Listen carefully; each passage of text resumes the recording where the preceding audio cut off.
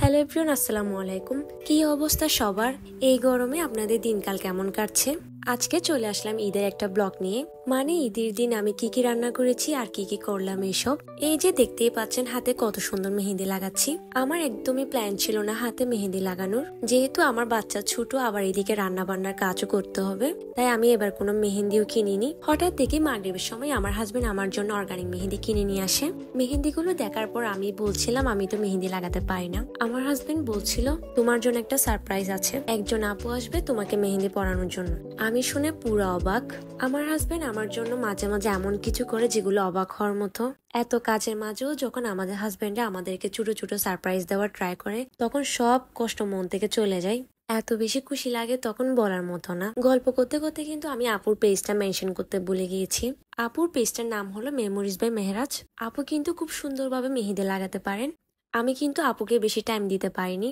আমার মেয়ে ঘুমানোর জন্য কান্না করছিল, তাই আমি অর্ধেক অফ করে দিই। মেহেন্দি লাগানোর পর আমি বেশিক্ষণ রাখতে পারিনি। বাবুকে ঘুম পাড়িয়ে আমি রান্নাঘরে চলে যাই, কারণ সকালে নাস্তাগুলো যদি আমি রাতে রেডি করে না ফেলি তাহলে আমি একদমই টাইম পাবো না। তাই আমি রান্নাঘরে গিয়ে প্রথমে পুডিংটা বানিয়ে ফেলি। পুডিংটা চুলায় বসিয়ে আমি অন্য চুলে একটা সেমাই বানাবো। সেমাইটা বানানোর জন্য আমি মেহমান লাচ্চা সেমাইটা ব্যবহার করেছি।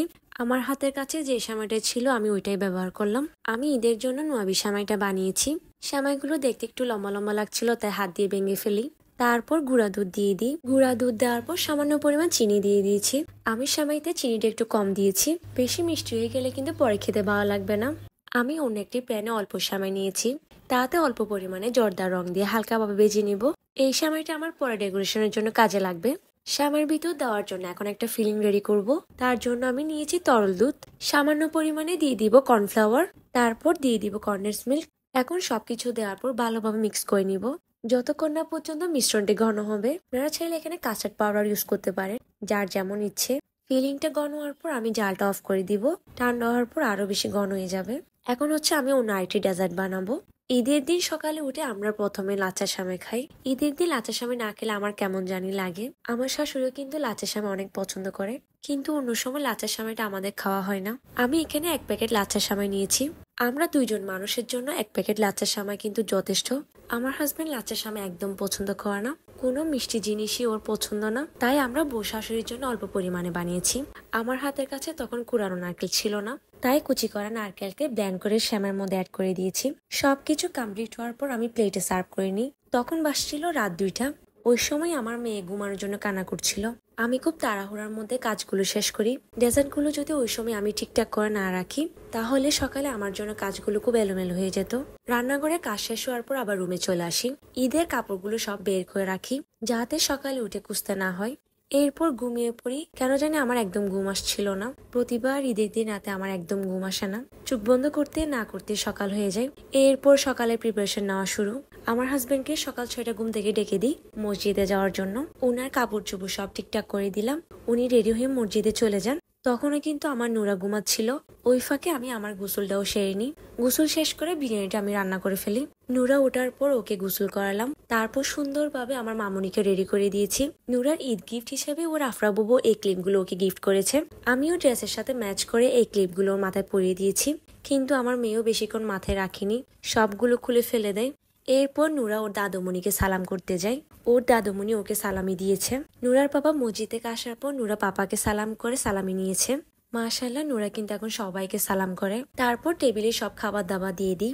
নামাজ শেষ করার পর বাসায় আস্তে আস্তে মেহমানরা আসতে থাকে। আমার ছোট বোন আর ওর হাজবেন্ড, মাশাআল্লাহ ওদের দুইজনকে খুবই সুন্দর লাগছে। আসার সাথে সাথে নুরার সাথে দুষ্টামি শুরু। নুরাকে ওর খালামণি টাকা দিচ্ছিল, আর টাকাটা নিচ্ছিল না। তারপর খাওয়া দাওয়া শেষ করে বিকেলের দিকে বাসার দিকে যাওয়ার জন্য রেডি হব।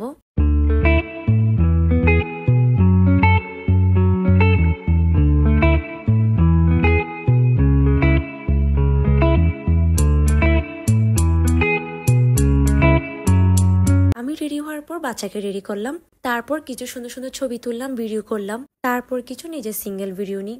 এইসব করতে করতে 5টা 6টা বেজে যায়। ঈদের দিন আমাকে কেমন লাগছে জানি না, কিন্তু এত পরিমাণ গরম ছিল, মনকে শক্ত করে এসব ভিডিও করেছি। তারপর রেডি তেডি হয়ে বাসা থেকে বের হলাম। নুরাকে ওর কালামুনি ওদের সাথে নিয়ে যাই। আমরা সিএনজি করে আমি, আমার শাশুড়ি আর আমার হাজবেন্ড চলে আসি। বাসায় ঢুকছিলাম তখন মাগরিবের আজান দিচ্ছিল।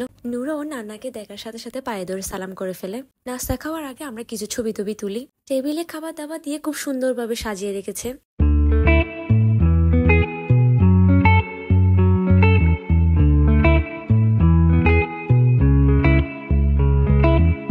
খাবার দাবার শেষ করার পর এখন শালি দুলাবাই থেকে টাকা নেওয়ার পালা। দেখেন শালি কিভাবে দুলাবাই থেকে টাকা নিয়ে নেয়।